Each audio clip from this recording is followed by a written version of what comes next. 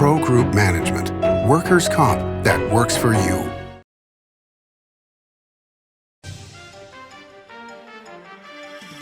Welcome to Nevada Newsmakers. On the broadcast today, we have an all-Pundits show with a great lineup. Amanda Moss is here, Russell Rowe, and Jesse Wadhams here for the whole show on an all-new Nevada Newsmakers.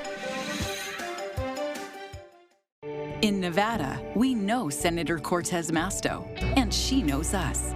She knows we shouldn't pay up to 3 times more for our prescription drugs than people in other countries. She knows we shouldn't have to choose between buying groceries and paying for the medicines we depend on. And she knows we can lower excessive drug prices by letting Medicare negotiate with pharmaceutical companies. Senator Cortez Masto, keep up the fight. Keep putting Nevada first. What do you count on? You count on your power every day. At NV Energy, we've always powered what's important to you. But we're not looking at the past. We're focused on the future. While our standards are high, our rates will remain low. And our commitment to renewables isn't just meeting standards, but leading the way. Because you can count on more than just your power. You can count on the company who brings it to you. That's our promise. You can count on it. Serving Our Kids Foundation's mission is to serve homeless, at-risk, and food insecure children in grades K through 8 throughout Southern Nevada. During the pandemic, Serving Our Kids has seen a 42% increase in the number of children served, providing more than 4,500 meals to kids in over 100 schools weekly. Serving Our Kids is powered by community support and volunteers. To learn how you can help, visit servingourkids.org. Modern boutique Ahern Hotel and Events Center in Las Vegas. Host meetings and events on 2 floors. Stay in luxurious rooms and suites.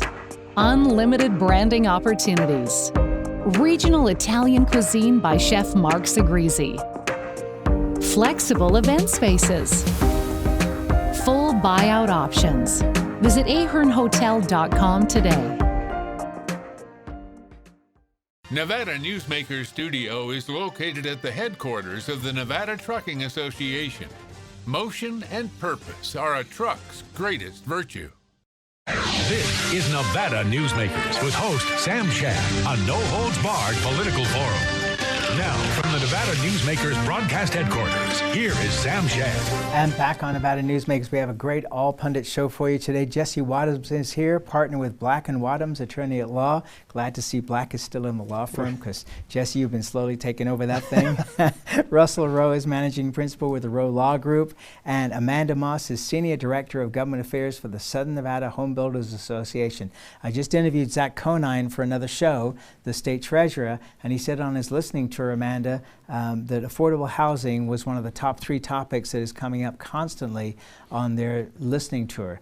Your thoughts on affordable housing and where we are with this? Thank you, Sam. Yes, we've heard the same thing at both legislative and local government community engagement meetings, stakeholder outreach meetings, and it is a real issue. I think that now we have a unique opportunity to capitalize on some of these funds, leverage some of these funds, and combine them with existing programs to address the affordable housing issue. There's no silver bullet, or the nation wouldn't have an issue, but what we like to say in our industry is there's a huge difference between affordable housing and attainable housing, and we do need both in the market. And you know, with the cost of building, you know, for a time there was cost of building supplies going up dramatically. We've seen lumber prices coming down. Are we seeing other prices coming down as well? Unfortunately, no. We're seeing labor increase. We're seeing commodities across the industry run short. We couldn't get resin for a while, so that stops you from getting windows, garage doors, and when you could get the lumber, you couldn't necessarily take that raw wood and the lumber yards fabricate it into what you ultimately see frame an actual house. So the challenge with lumber as well is, even though the costs have dropped significantly, we saw a 350% increase at one point, and the delays to actually getting that price to the builder and then to the homeowner is pretty significant. You're probably seeing about a 6-month delay in some of those costs that have come down actually see itself surface in the market. Well, Amanda, one last thing here on this particular topic is in discussions with home builders and people who subcontract with home builders, what I'm hearing is that a lot of the big builders are pulling back on their development deals because they're having to reprice everything, and so everything's kind of on hold while they do the repricing. Is that what you're hearing too? Well, so if you look early on in numbers in both 2020 and even the beginning of 2021, we were hitting record high permit numbers since the recession. We were on track to build 16,000 homes, what it looked like in sales numbers. But in actuality, with the way costs are, with the way material shortages are, and with our labor market, we could actually probably only sustain about 12,500. So you did see builders pull back, but that's really not only because of the cost piece and the labor piece, but also because these guys can't deliver homes to homeowners. And that's not fair, as you know, you have families ready to pack up and switch schools, and you know, the moving company is coming on Saturday, and if you can't deliver that house, then you can't sell that house. So we have seen sales pull back, but the actual construction has not pulled back. It's ramped up trying to meet that demand. Russell, in the gaming industry, you know, the numbers are through the roof, but you know, getting employees back to work has been a problem. You represent Boyd. How is Boyd doing, A, as far as getting employees back, and B, is affordable housing a question that comes up in those discussions as well? Yeah, great question, Sam. To your first question on employment, it is really difficult. Despite the economy picking up and the numbers picking up, being able to hire employees and get them staffed up, particularly for properties that are trying to reopen, is extremely difficult. We're finding that it was difficult to shut down a hotel casino that's been operating, decades, never closing. But what we're learning is it's 10 times more difficult to get the hotel casino opened up again. And the big part of that problem is staffing. And Boyd Gaming, in fact, just announced that on, I believe it's September 8th, Main Street Station, their property, one of their 3 properties in downtown Las Vegas, will be reopening. And that's been closed for quite some time, of course. They still have another property, Eastside Cannery on Boulder Highway, that remains closed. So it's tough, and the affordable housing question is always a key piece, more indirectly for sure, but definitely something they do hear about from their team members. One of my other clients is Nevada Hand, which is the state's largest nonprofit affordable housing developer, and that we really do have a one-in-a-lifetime opportunity with these federal monies. When you couple that with state tax credits and some of the other longstanding affordable housing financing mechanisms, there's a real opportunity to infuse a significant number of units into the state. It's going to take time, but still, there's an opportunity to really do something significant. And the good news is that these funds, according to the Treasurer, don't have to be spent right away. They're going to be spent over the next 4 or 5 years. And so therefore, hopefully, the workforce will be up to speed in terms of numbers by that point as well. Yeah, and you mentioned earlier in your intro, Treasurer Conine, and we've been in a number of conversations with his office. And I just got to say, he's really done a tremendous job thus far, trying to lay out a process of engagement and input that's meaningful, that helps direct how to use these funds in the most impactful manner. So hopefully that process continues to move forward smoothly, and we can hit those deadlines, of course, but do so in a manner that really helps the state. Jesse, one of the things that obviously has been a huge discussion point across the nation, but particularly here in Nevada, is childcare. How insane it is that somebody's making $17 an hour, which we would consider a good salary, but they need to pay $15 an hour in childcare. How do you feel the state should be looking in terms of resolving some of these issues? And obviously they're not going to solve the whole thing, but resolving some of the issues. God, I'll tell you, Sam, it's a great question, because I think childcare is really going to be a major part of how we recover. We didn't have in this state, particularly in northern Nevada, a robust child care system, because even when my kids were going to daycare, it was waiting lists and there weren't enough providers, and trying to find the right balance of who could take the kid for how long, and in the mornings and the afternoons, and that was before the pandemic and everything shut down. And then you have the shutdown, so many kids leave the system, so many providers stop, and trying to ramp up. I mean, Russell's analogy of the casino, when you shut down the thing, trying to start it back up becomes a real issue. You've got, employee sort of flight, if you will, moving around. I think if there's an opportunity to use these Recovery Act funds that help build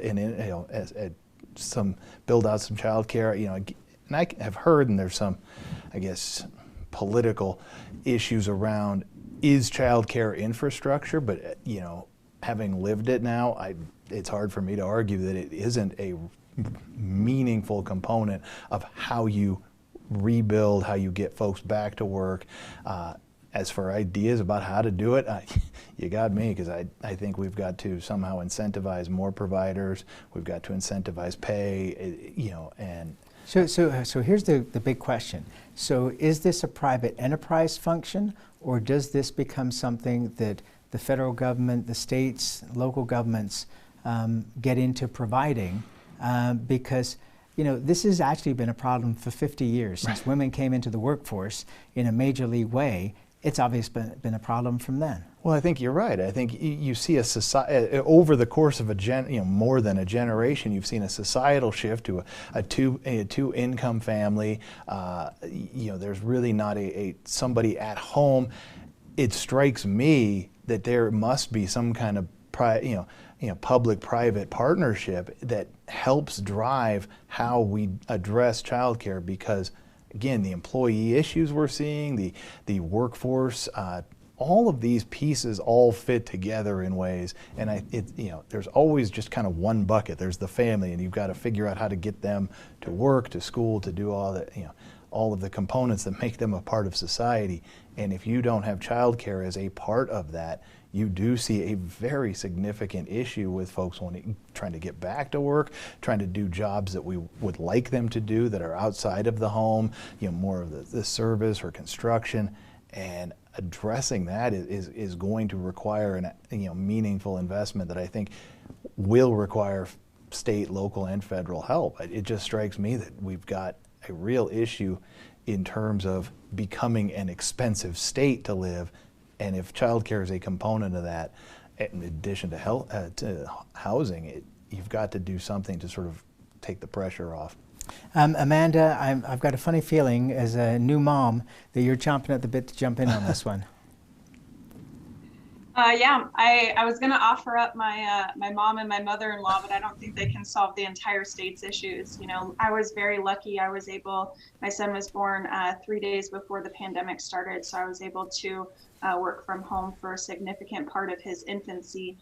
But yeah, it was a real struggle when my husband and I both had to go back to the office, and we're saying, where can we send him? Who's open? Who makes me feel safe? Who is following all the CDC guidelines? And I got very, very lucky with our facility, who goes above and beyond what the state requirements are. And I think that's what's kept my son, healthy and happy. But it's unfortunate. It is a very big issue. It's one that before I had a child, I didn't really have to think about. And to Jesse's point, it's not just one family. It is an entire state going through those issues. So. And Russell, just a last note on this. There is a black market in childcare, right? Oh boy, but Sam, my daughters are in high school now, so you're testing my knowledge of the childcare market. Those days are over a decade ago. I hope that's not the case. And I do think I think you or Jesse raised it earlier, the opportunities with these ARP dollars to use them for meaningful purposes for the people in Nevada. I would think childcare is definitely one of those. And if we could add that into the mix and create more opportunities, that more the better. All right, let's take a break. More with this great panel when we come back. Ahern Rentals began as Signal Gas Station on Las Vegas Boulevard. Founder John Ahern grew the business by offering rentals. His son Don built on John's legacy, growing Ahern Rentals into the largest independently owned American rental company, with 89 locations in 30 states. Don also brought his experience and vision to equipment manufacturing with Extreme Manufacturing and Snorkel. Today, Ahern Rentals continues to bring its family values to a new generation. Learn more at ahern.com. As you know, Reno is booming. Toll's development company is helping it grow with insightful design and development, building community with every project, adding beauty, adding excitement, emphasizing our shared humanity. Reno is becoming bigger. Toll's development is helping it become better, more livable, more enjoyable. To learn more, go to tollsdevelopment.com. tollsdevelopment.com. This is Nevada Newsmakers. And back on Nevada Newsmakers, we continue our conversation with Amanda Moss and Jesse Wadhams, and we thank Russell Rowe. He had to jump onto another call. Jesse, the third thing that Zach Conine talked about as being the top three issues was mental health. And whenever we bring up mental health, it always frustrates me in a way, because we've been talking about this in my career for over 40 years, and yet it's such a big picture. How do you pick out which portions of mental health you try to deal with? God, another amazing question of things to try to solve, and that's sort of the over the beer conversation, because you're trying to piece all of that together. You've got and mental health is such a spectrum of issues, from all of us just trying to address pandemic life and parenting and society, to entire sort of breaks requiring psychotropic drugs and other treatments. And so you've got this wide spectrum of how we address mental health, and yet we really have done a very poor job of how, particularly with that sort of the donut hole in the middle, where folks that are sort of between 18 and what is it, when they move to geriatric, is 60s-ish. I think it was coverage last year for me, but that's neither here nor there. It's a clinical term in the sorry. But trying to fit all of those pieces together and understand that mental health is a very big component of how we get through our day, but also there are challenges, and it also bleeds into homelessness, it bleeds into housing, it bleeds into all kinds of things where you've got challenges that I think we can't lock them up in the sanatorium as we did in prior generations, because that doesn't work. But understanding and fitting those pieces together, I wish I had a better answer for you, Sam, but there are so many degrees of issues that even just trying to get the treatment, the providers, and the understanding is a challenge at best. And Amanda, it's very obvious some of the issues that we have.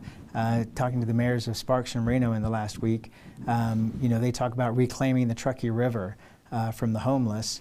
In Las Vegas, you go not too far from beautiful Circa, the billion-dollar property, and you're dealing with all kinds of issues on Four Master Lane of the homeless laid out there. And a lot of that is connected to mental issues.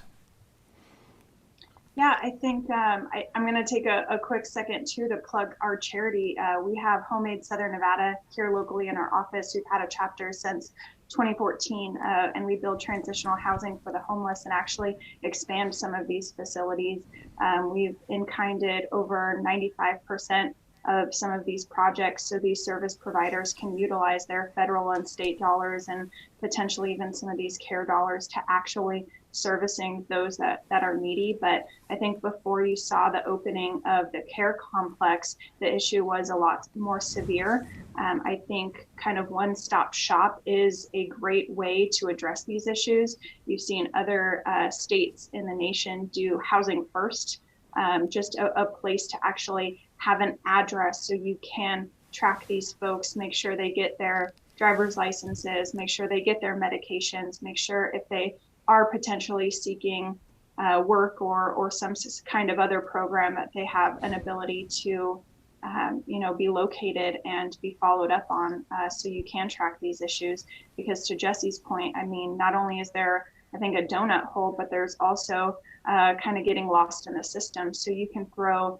as much money at the system as you can, but if there's no organization or really comprehensive approach, then really you're not solving the actual challenge itself. All right, let's take another break and we'll be right back.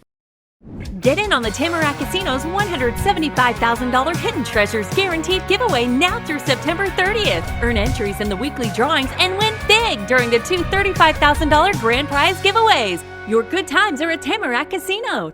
The Do It Right guys at Nevada Heating have one mission. Your air conditioner breaks down today. We fix it today. Why sweat for days while your air is down? When Nevada Heating can get the job done today, and you can get cool again. For nearly 50 years, locally owned Nevada Heating has been getting the job done right. Call today at 323-5585 or see us online at nevadaheating.com. Each day, the Children's Advocacy Alliance partners with leaders, legislators, and families across Nevada to improve children's health, education, economic well-being, and safety. We recognize Nevada will be no better than the state of its children. Be a part of this change. Be a supporter of the Children's Advocacy Alliance. For more information, go to caanv.org. I'm Jeff Gehrman, an investigative reporter with the Las Vegas Review-Journal. I'm your guide for Season 2 of Mobbed Up, The Fight for Las Vegas. You're in with every gangster and hoodlum in the United States. I don't go for that, Mr. Kennedy. I don't go for that kind of action. I was on television accused of fronting for the mob.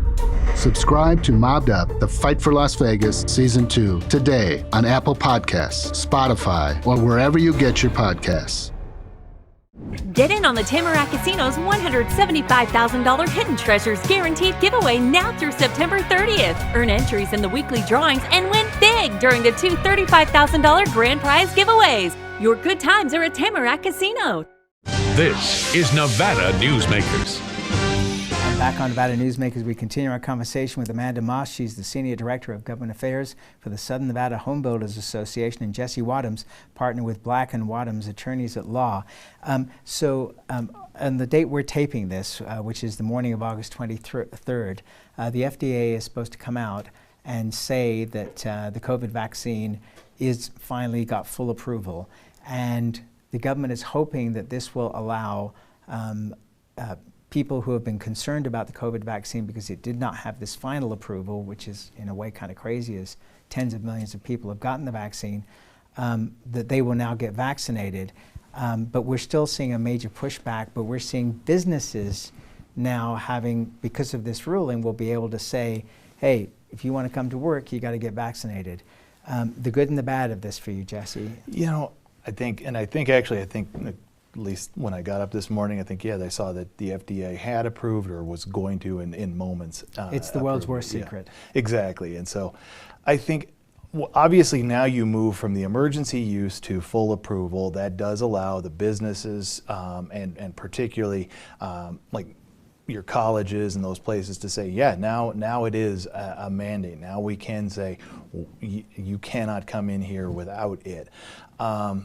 Again, I think that there is a certain benefit to that. I think getting getting businesses up and moving. I am maybe more in the mindset that if a private business asks me to do a thing before I can go in there, they can refuse the right to serve me for any reason. So I guess I have always sort of been in the mindset that when I choose to go to a business, I choose to play by their rules. So I think it would be my hope that with this with the surge in cases at the moment, with our hospitals crowding up, with kids getting more sick, and with the ability to add some mandates as businesses and particularly government education starts to see fit, I should hope that we either move to a level of acceptance, and that this is not different, say, than the flu shot, and I would hope that we can get rid of some of the politics around it, but unfortunately we have moved into such a time of just everything has become so political, and now there's a justification for every position that you want to take, and you'll find it on the internet if you search. Amanda, you got about 15 seconds left here.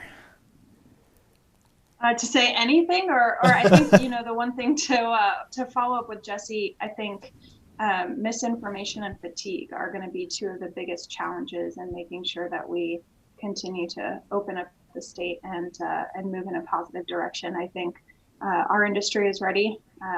Construction was deemed essential, and we take the COVID vaccination, we take COVID, the pandemic, and reopening very, very seriously. So we applaud everyone in the state, from the governor on down to Clark County Commissioning, especially the chairwoman, for all their work on this. And I really appreciate you having us. Thanks again.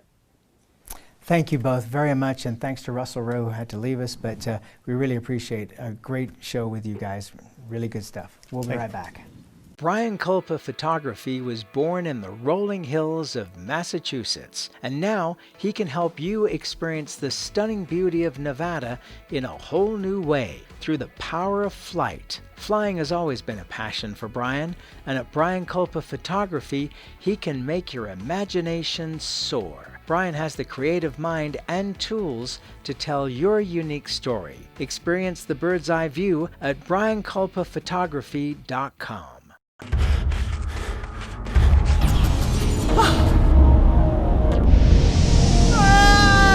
Hey, Dad? Why are you learning? This place is great. Huh? You gotta try this. Wow, this stuff is great. People are gonna love it. Yes. Yes, they will.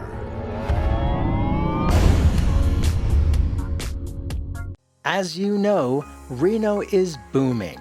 Toll's development company is helping it grow with insightful design and development, building community with every project, adding beauty, adding excitement, emphasizing our shared humanity. Reno is becoming bigger. Toll's development is helping it become better, more livable, more enjoyable. To learn more, go to tollsdevelopment.com. tollsdevelopment.com.